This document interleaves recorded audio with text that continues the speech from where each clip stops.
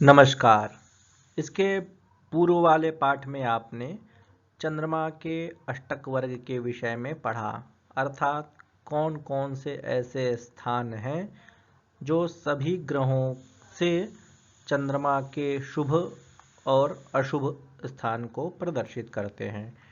वर्तमान इस 60वें पाठ में, जिसका यह पूर्वार्ध वाला वीडियो है, इसमें मंगल के अष्टक वर्ग के विषय में बताया जाएगा, अर्थात जन्म काल में जो ग्रह जिस राशि अथवा जिस स्थान पर स्थित हैं, उस स्थान से वर्तमान समय में मंगल किन किन स्थानों पर शुभ होता है और किन किन स्थानों पर अशुभ फल को वह देने वाला होता है। आप इस श्लोक को देखेंगे, इसके अन्वय और इसके भावार्थ को समझने का प्रयास करेंगे। श्लोक इस प्रकार से है। भौमः स्वादाय स्वाष्टकेन्द्रगस्त्र्याय षट्सुतेषु बुधात् जीवाद्दशाय शत्रुव्ययेष्विनादुपचय सुतेषु। इसका अन्वय आप देखें। स्वात् भौमः आय स्वाष्टकेन्द्रगः शुभः भवति बुधात् त्रयाय षट्सुतेषु शुभः भवति जीवात् दशाय शत्रुव्ययेषु ईनाद उपचय सुतेषु शुभः भवति। अब आप इसकी संस्कृत व्याख्या देखें। स्वात् स्वस्थानतः अर्थात अपने स्थान से, भौमः अर्थात मंगलः मंगल, आय स्वाष्टकेन्द्रगः 11, 2, 8, 1, 4, 7, 10 स्थानेषु शुभः भवति। आय अर्थात एकादश स्थान, जैसा कि आप जानते हैं।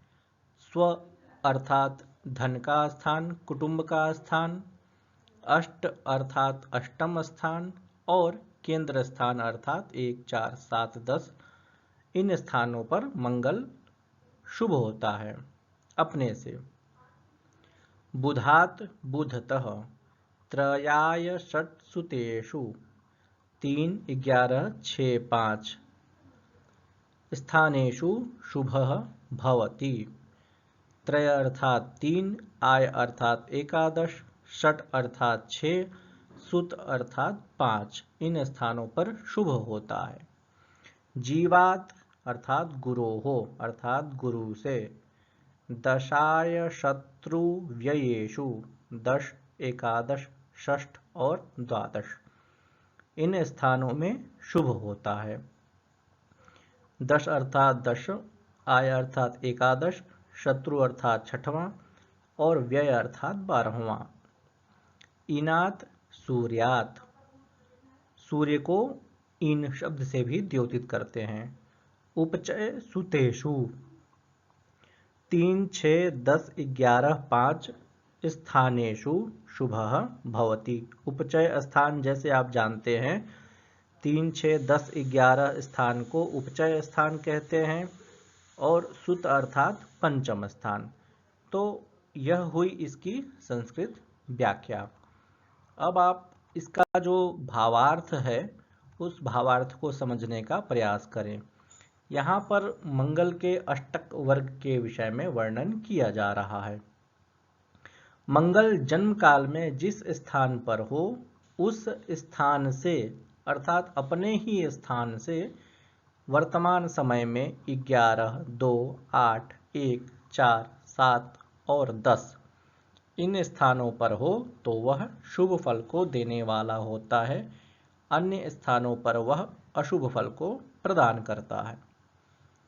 इसी प्रकार से जन्म काल में बुध जिस स्थान पर हो, जिस भाव में हो, उस स्थान से वर्तमान काल में यदि मंगल 3, 11, 6, 5 इन स्थानों पर हो तो वह शुभ फल को प्रदान करता है।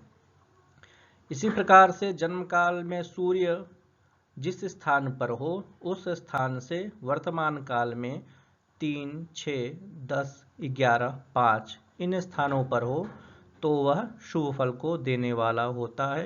अन्य स्थानों में अशुभ फल को वह प्रदान करता है। इसी प्रकार से जन्म काल में जो लग्न हो, उस लग्न से वर्तमान काल में यदि 3, 6, 10, 11, 1 इन स्थानों पर मंगल हो तो वह शुभ फल को देगा। इससे अतिरिक्त अन्य स्थानों पर हो तो वह अशुभ फल को देने वाला होता है।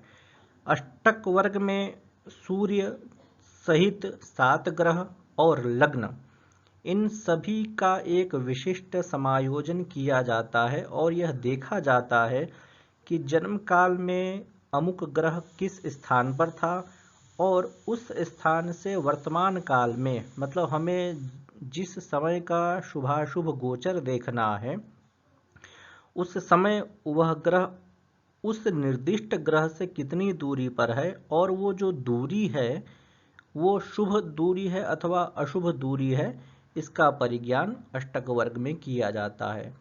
जब भी मुहूर्त का प्रसंग आता है अथवा ग्रहों के बल निर्धारण की जब बात आती है तो अष्टक वर्ग विशेष रूप से चिंतनीय हो जाता है। अष्टक वर्ग में जो शुभ स्थान होते हैं उसको बिंदु से द्योतित करते हैं और अशुभ स्थान को रेखा के माध्यम से द्योतित करते हैं। तो यह अष्टक वर्ग अत्यंत महत्वपूर्ण होता है। वर्तमान इस पूर्वार्ध वाले वीडियो में केवल मंगल के पूर्व वाले श्लोक के बारे में ही चर्चा की गई है। इससे अवशिष्ट जो ग्रह बचे हुए हैं उनका अगले वाले वीडियो में वर्णन किया जाएगा कि अमुक ग्रह से मंगल कौन कौन से स्थानों पर होने पर शुभ होता है और कौन कौन से स्थानों पर होने पर अशुभ होता है।